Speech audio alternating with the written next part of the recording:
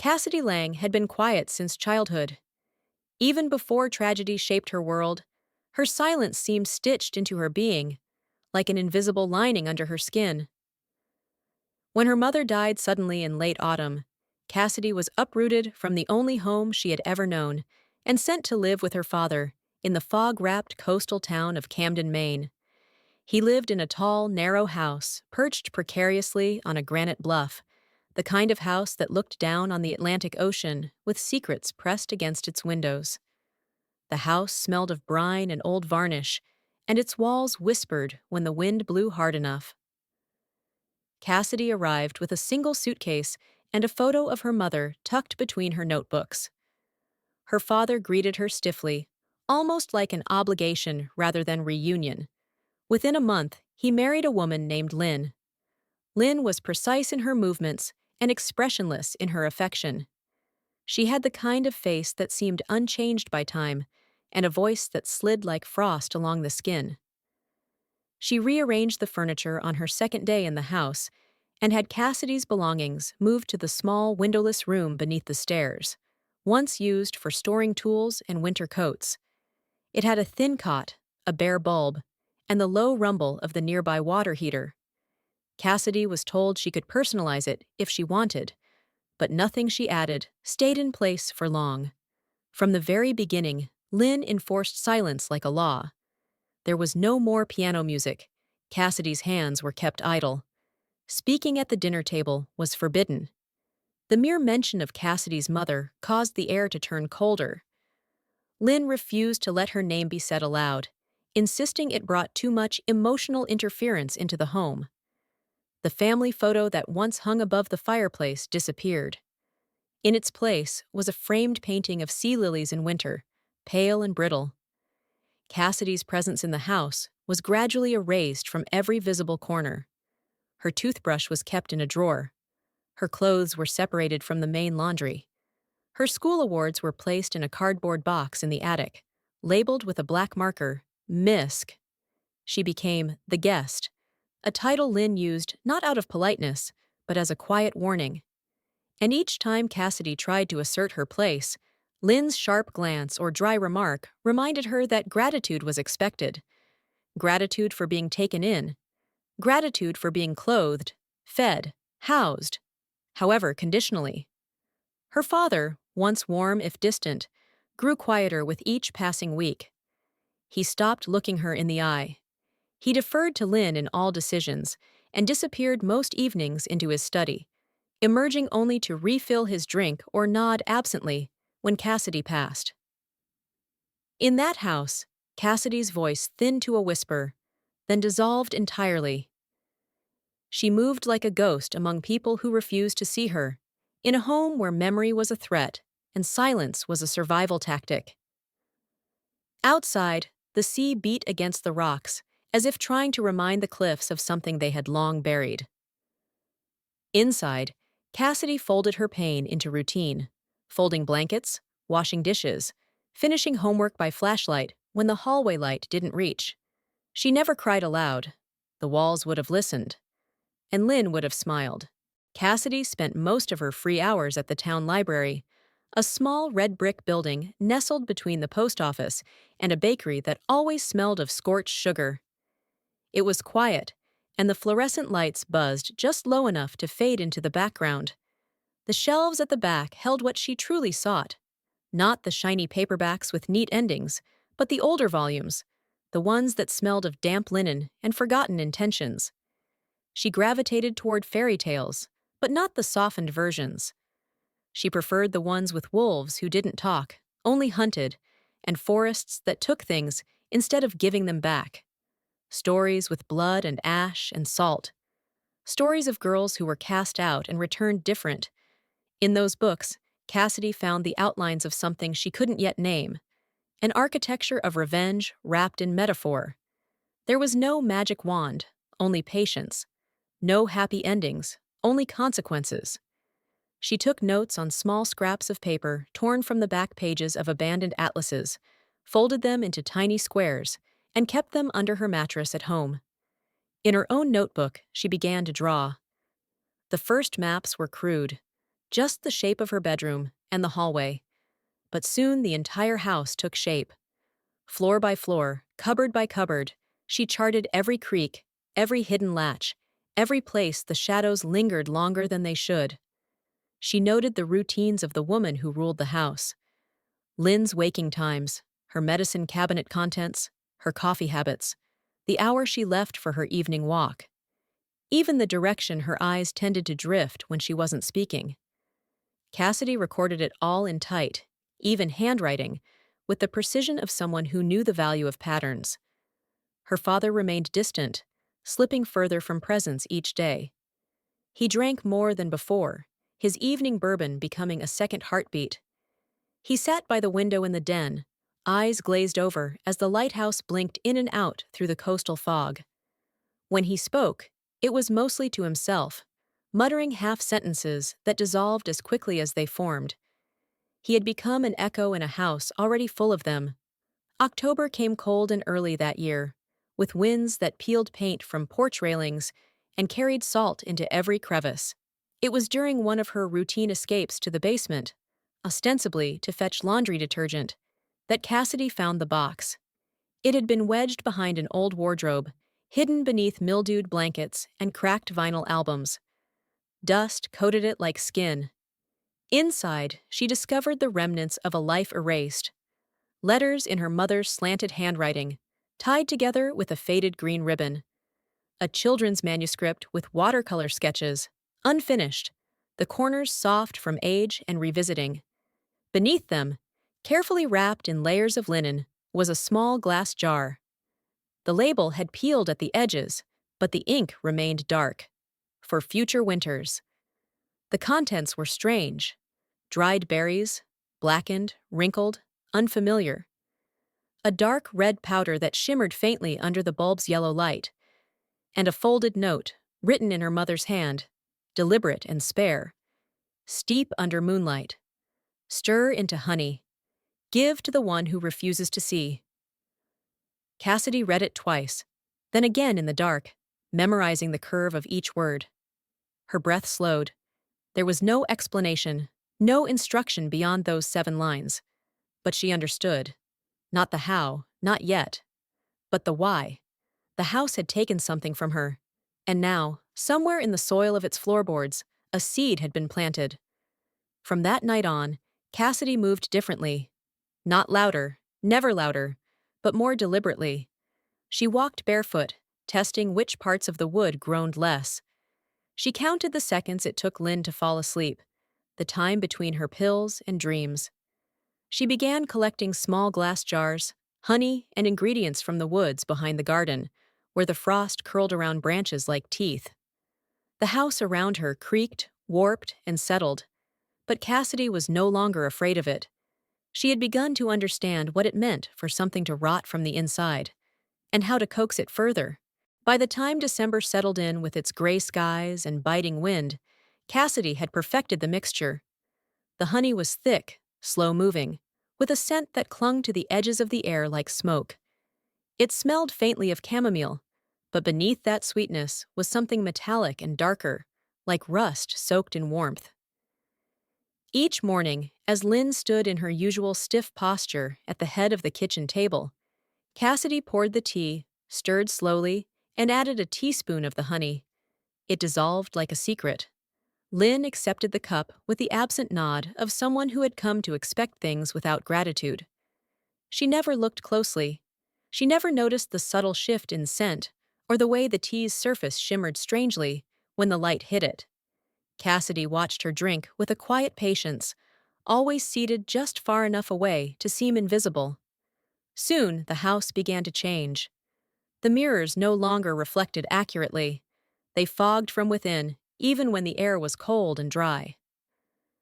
Cassidy caught glimpses of shadows that didn't match her movements, saw her own reflection blink when she hadn't. The hall carpet, once tightly fitted and straight, curled at the corners, like it had grown restless. The family photographs on the walls, posed smiles frozen in time, began to lose clarity. Faces faded. Colors bled into each other. Eventually, the images looked like bruises pressed beneath glass. Lynn's habits grew more erratic. She spoke to no one, but seemed always mid-conversation.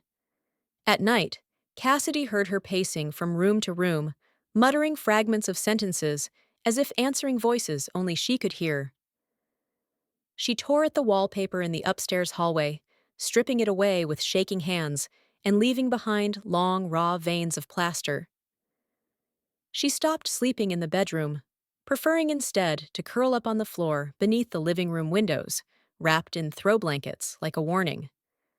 Cassidy offered kindness in measured doses. She warmed milk and brought it in delicate porcelain cups. She brushed Lynn's hair in silence, slow, rhythmic strokes that made the woman flinch, though she never said why. When the house grew too quiet, Cassidy would open an old book, one her mother had read long ago, and whisper stories aloud. The language was ancient, her voice soft, almost melodic, echoing faintly off the peeling walls. Lynn never asked where the tales came from. She simply lay still, her eyes open too wide, listening as if each word carved something deeper into her bones. With each passing day, Lynn seemed to shrink. Her skin grew pale, translucent at the edges, as if the light had given up on her. Her hands trembled when she reached for anything, and her movements became hesitant, like she no longer trusted the floor beneath her. Cassidy watched with a clinical stillness, never rushing, never celebrating. This wasn't vengeance. It was erosion, a slow return of balance.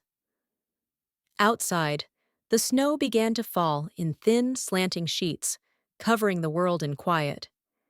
Inside, the air was heavy with the scent of honey and something else beneath it, something deeper, something that pulsed between the walls and the wires. Lynn drifted through it like a woman halfway between sleep and waking. Cassidy, always attentive, made sure the tea was warm. She made sure the room stayed dim. She made sure the story never ended. By Christmas Eve, the house stood in near silence, muffled under snow and something heavier. Cassidy had spent the afternoon in the kitchen, alone, except for the ticking of the old clock and the occasional creak of the ceiling above. She moved methodically, sifting flour, slicing apples with precision, measuring honey from the same jar she had guarded for months. From a hidden tin in the back of the cupboard, she took out the final piece of dried berry, the last remnant from the jar marked for future winters. It was brittle, nearly black, with a sharp resinous scent that lingered in her fingertips long after she ground it into powder. The pie came out golden and fragrant, laced with cinnamon, cloves, and something else that didn't have a name. Cassidy let it cool as snow began to fall again, slow and silent, blanketing the windows in white. She placed a single slice on fine china, laid it carefully on a silver tray beside a matching fork and knife, and walked up the stairs. Her steps made no sound. Lynn had barely left her room for days. The air inside was stale, thick with uneaten food and closed blinds. Cassidy entered without knocking and placed the tray on the bedside table. The pie glistened under the dim lamplight. Lynn sat upright, eyes glassy, as if pulled from some internal tide. She reached for the fork slowly, like her hand no longer belonged to her. Bite by bite, she ate in silence.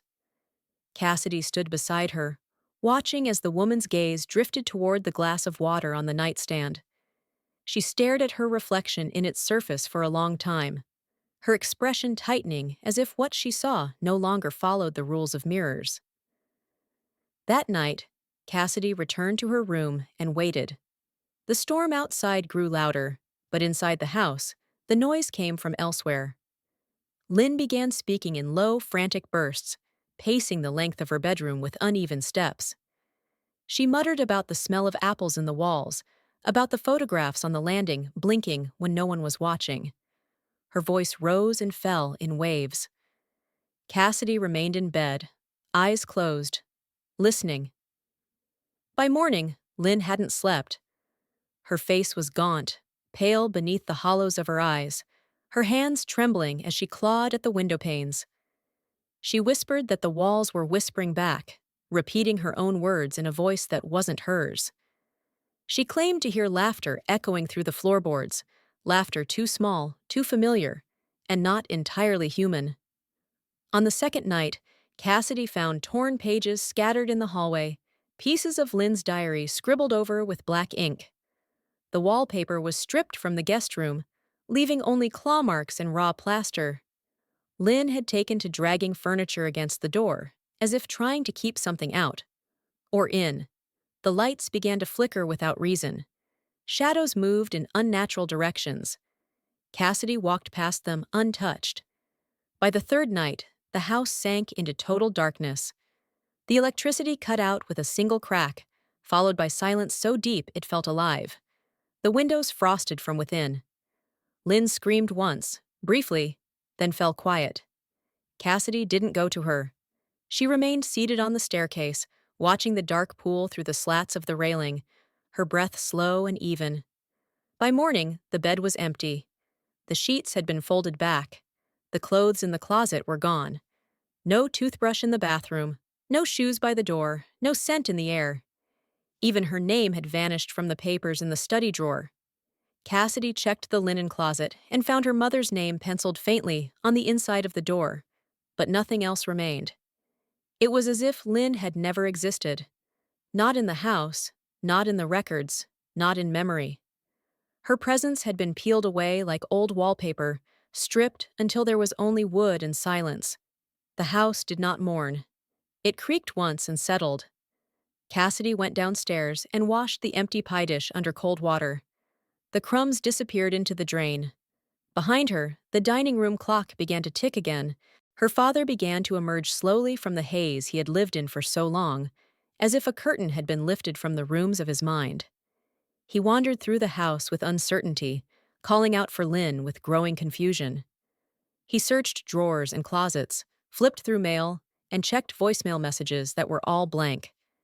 He paced the driveway and questioned the neighbors, but each conversation ended in bewilderment. They claimed they had never seen a woman named Lynn. One elderly neighbor insisted he had always lived next to a widower and his quiet daughter. The police officer who came by the house jotted down a missing person report out of formality, but found nothing in the system. No driver's license, no medical records, no employment history. The name returned no matches. Inside the house, the walls began to still. The strange creaks faded into normal quiet. The photos in the hallway regained their clarity. But where Lynn had once appeared, at family dinners, on the front porch, standing stiffly at holidays, her face had turned blank. The frames remained, the bodies beside her remained, but her image had dissolved. In every picture, there was now only a pale void where her head had been, as if the film had been scratched away or had never held her at all.